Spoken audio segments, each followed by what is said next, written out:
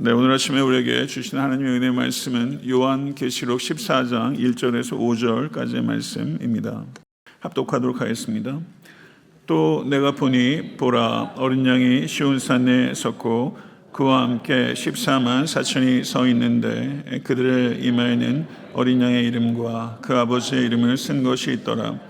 내가 하늘에서 나는 소리를 들으니 많은 물소리와도 같고 큰 우레소리와도 같은데 내가 들은 소리는 검은 고 타는 자들이 그 검은 고를 타는 것 같더라. 그들이 보좌 앞과 내 생물과 장로들 앞에서 새 노래를 부르니 땅에서 속량함을 받은 14만 4천 밖에는 능히 이 노래를 배울 자가 없더라. 이 사람들은 여자와 더불어 더럽히지 아니하고 순결한 자라. 어린 양이 어디로 인도하든지 따라가는 자며 사람 가운데에서 속량함을 받아 처음 익은 열매로 하나님과 어린 양에게 속한 자들이니 그 입에 거짓말이 없고 흠이 없는 자들이더라. 아멘. 하나님의 말씀입니다. 계시산 등반 24일차입니다. 12장부터 14장은 일곱 나팔의 심판과 일곱 대접 심판 사이에 있는 간주와 같은 부분입니다. 12장에서 13장은 하나님께서 먼저 불경스러운 삼위일체, 큰 붉은 용과 그리고 바다에서 올라온 짐승, 땅에서 올라온 짐승을 하나님께서 차례대로 보게 하셨습니다.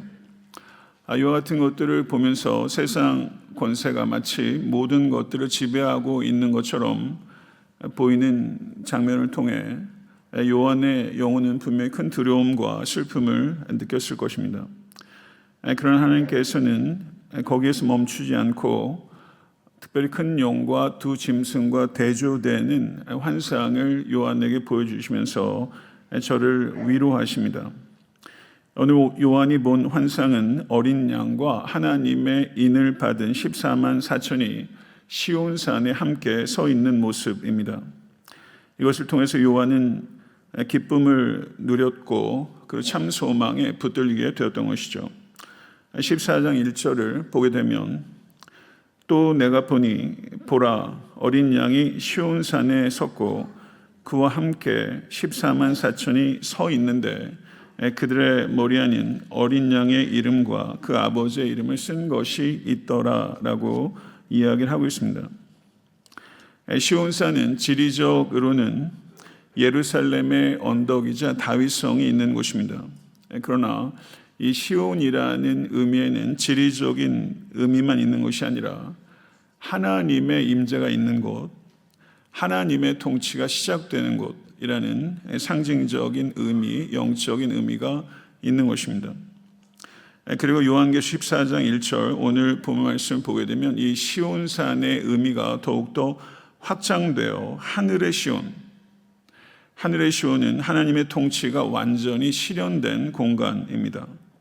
그리고 구속받은 백성, 우리들이 영원히 거하게 될 처소라고 할 수 있습니다. 여기에 어린 양과 함께 서 있는 14만 4천이 등장합니다. 14만 4천은 계시록 7장에 처음 나왔고 오늘 본문에 다시 등장합니다. 14만 4천 역시 상징적인 숫자로서 모든 시대를 통틀어 하나님께 충성된 성도들의 완전하고 충만한 숫자를 나타내는 것입니다. 그런데 이 14만 4천의 이마에는 어린 양의 이름과 그 아버지의 이름이 쓰여져 있었습니다. 여기에 쓰여진 이름은 그들의 소속과 정체성 그리고 그들의 신앙의 본질을 나타내는 것입니다. 어린 양의 이름이 쓰였다는 것은 그들이 어린 양의 피로 구속받은 자라는 것을 나타냅니다. 그리고 어린 양의 이름이 쓰였다는 것은 그들이 어린 양과 연합된 자라는 것을 나타내는 것입니다. 아버지의 이름이 쓰였다는 것은 그들이 하나님 아버지의 소유라는 것이고 하나님께서 그들을 보호하시고 인도하시고 공급하신다는 것을 나타내는 것입니다. 그런데 어린 양이 지금 시온산에 서 있습니다. 여기서 서 있다라는 것은 단순한 자세를 나타내는 것이 아닙니다. 이것은 어린 양이 승리자로 서 있다는 것입니다. 그리고 어린 양이 서 있다는 것은 어린 양이 통치자로 서 있다는 것이고, 흔들리지 않고 굳건하게 서 계시다는 것을 표현하는 것이죠. 사랑하는 성도 여러분, 지금 세상은 용과 짐승들이 권세를 휘둘르고 있는 것처럼 보일지라도 진정으로 우주와 역사를 주관하고 계신 이는 서 계신 어린 양 예수십니다. 이것을 진실로 믿으시기를, 잊지 않으시게 되기를 우리 주 예수 그리스도가 간절히 축원합니다. 그런데 지금 어린 양만 홀로 서 있는 것이 아니라 14만 4천의 성도들이 함께 어린 양과 서 있습니다. 이것은 14만 4천이 예수 그리스도의 승리에 동참한다는 것을 나타내는 것이고, 끝까지 믿음을 지키고 인내하고 이긴 자들입니다. 사랑하는 성도 여러분, 우리는 이 세상에서 때때로 큰 두려움에 빠질 때가 있습니다. 눈에 보이는 세상의 미혹과 세상의 권세가 너무나 강력해 보입니다. 그러나 우리의 운명은 시온산에 어린 양과 함께 서게 될 것이라는 것입니다. 이것을 믿으시기를 간절히 축원합니다. 이제 요한은 하늘에서 울려 퍼지는 구속받은 14만 4천 명의 노랫소리를 듣습니다. 요한은 보고 듣는 것이죠. 우리에게도 이런 봄과 들림이 열릴 수 있게 될 간절히 소망합니다. 2절부터 3절의 말씀을 보게 되면, 내가 하늘에서 나는 소리를 들으니 많은 물소리 같고 우레소리와도 같은데, 내가 들은 소리는 검은 고 타는 자들이 그 검은 고를 타는 것 같더라. 그들이 보좌 앞과 네 생물과 장로들 앞에서 새 노래를 부르니 땅에서 속량함을 받은 14만 4천 밖에는 능히 이 노래를 배울 자가 없더라. 이렇게 묘사하고 있습니다. 여기서 들리는 소리는 단순하게 음향의 종류나 음향의 크기를 나타내는 것이 아니죠. 이 많은 물소리와 같은 찬양의 소리에 대한 언급이 계시록 앞부분에도 있었습니다. 여러분이 들었던 가장 웅장했던 물소리 한번 상상해 보십시오. 그 아마존에 가면 저희가 이제 이과수를 가게 됩니다. 그래서 파라과이 선교를 가게 되면 이과수 폭포를 가게 되는데, 여러분 미션이라는 영화에 그 이과수 폭포 보시고 한 적 있으실 걸 생각해요. 근데 제가 들었던 가장 많은 물소리는 이 이과수 폭포였습니다. 근처에 내리면 눈에 아직 이과수 폭포가 눈에 들어오지 않는데, 이 지축을 흔드는 듯한 많은 물소리에 그 굉음, 그 울림을 굉장히 감동적으로 느꼈던 것이죠. 여기서 많은 물소리는 바로 그와 같은 하나님의 위엄, 하나님의 임재의 압도적인 권위를 상징하는 것입니다. 큰 우레소리라는 것은 하나님 앞에서 서 있는 자가 느끼는 두려움과 경외를 표현합니다. 여기서 검은 고소리라는 것은 구약 성경에 보게 되면 성전 예배에 사용되었던 가장 대표적인 악기로서 맑고 아름다운 음색을 통해 구속의 기쁨과 감격을 드러내는 것이죠. 이와 같이 많은 물소리 같고 큰 우레소리 같고 검은 고 소리 같은 그 소리가 천상에서부터 들리는 것입니다. 이 노래가 보좌 앞에서 네 생물과 24 장로 앞에서 불립니다. 참된 예배는 보좌 앞에서 드려지는 예배라는 것입니다. 내가 중심이 되는 예배가 아니라 보좌에 앉으신 하나님께서 중심이 되는 예배, 하나님의 임재와 통치 앞에서 드려지는 예배가 참된 예배가 되는 것이죠.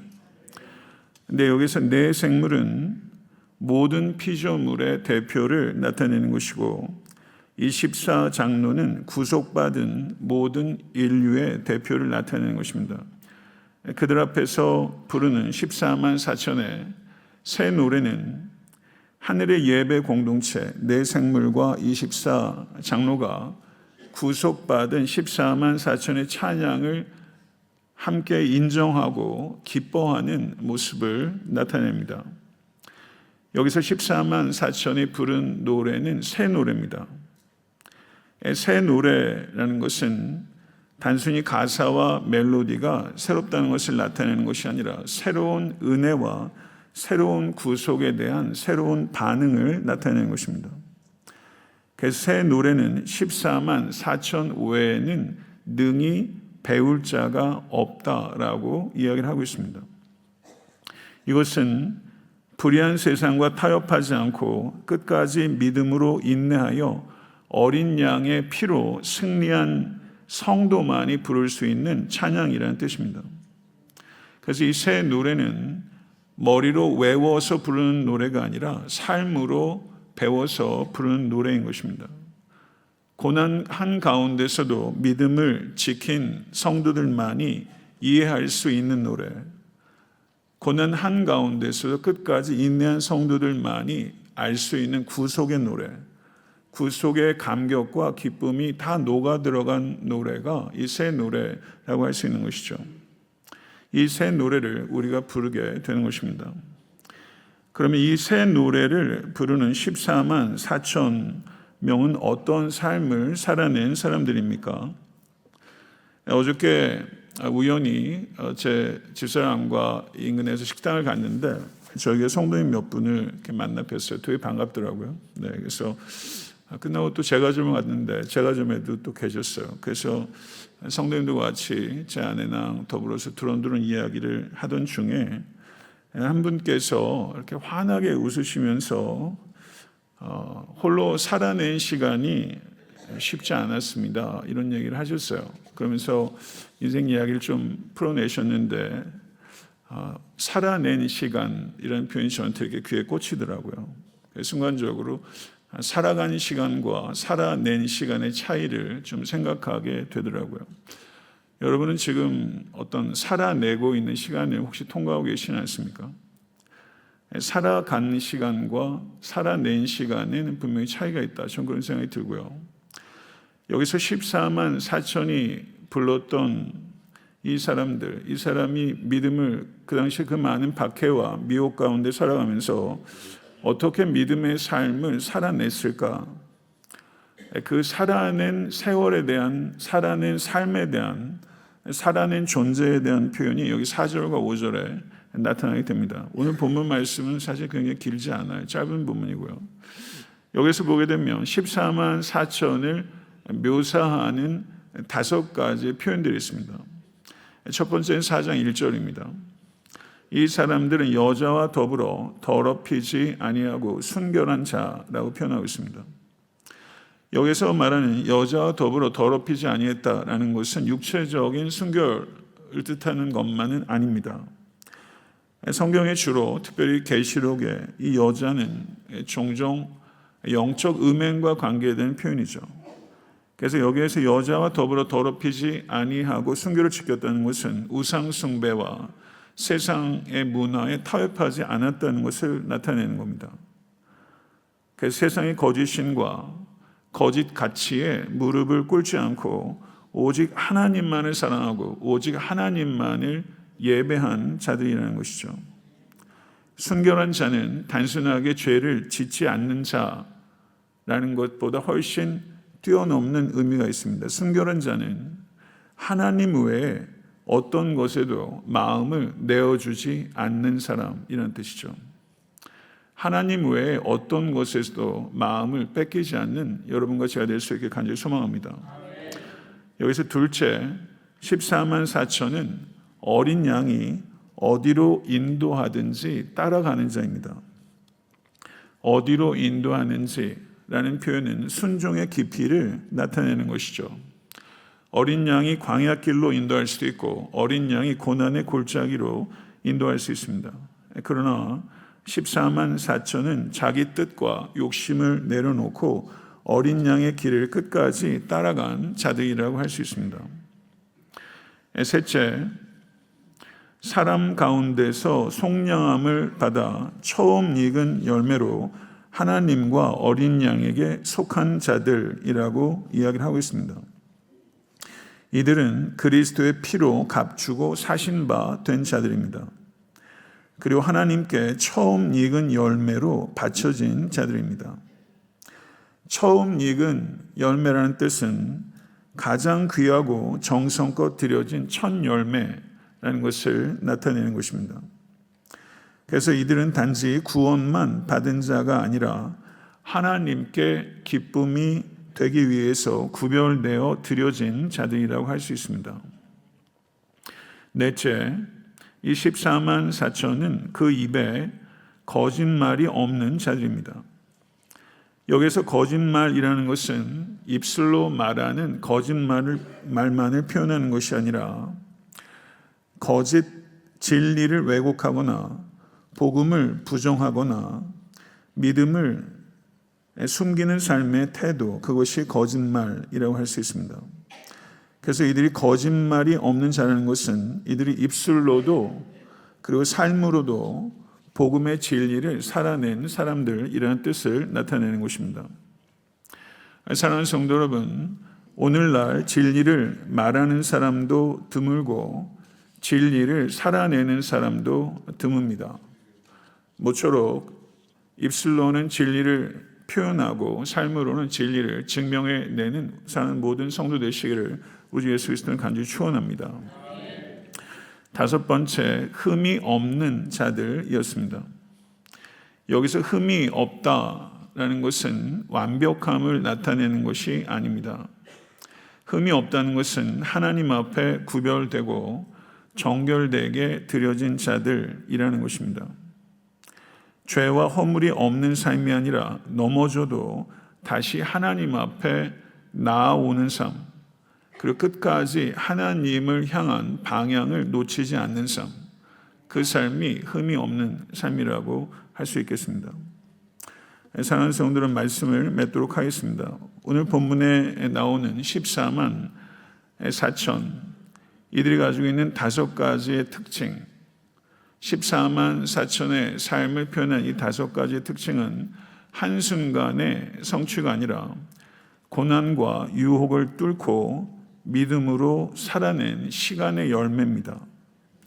새 노래는 아무나 부를 수 있는 노래가 아닙니다.